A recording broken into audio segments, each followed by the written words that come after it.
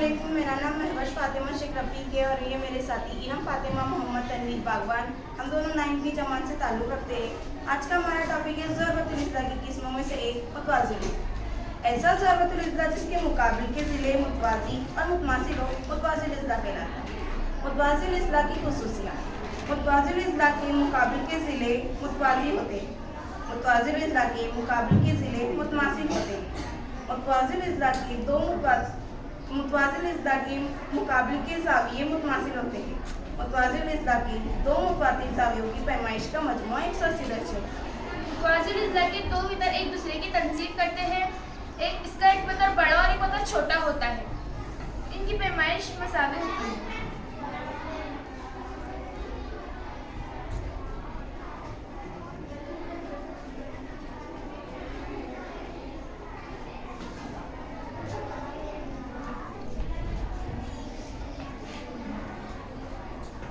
Very good.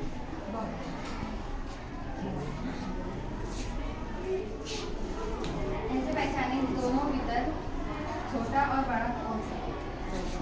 मुतवाज़िल इस्लाह के मुकाबिल का बड़ा वितर हादा ज़ावियों से बनता है और मुतवाज़िल इस्लाह का छोटा वितर मुतफरदा ज़ावियों से बनता है। Very good. शुक्रिया।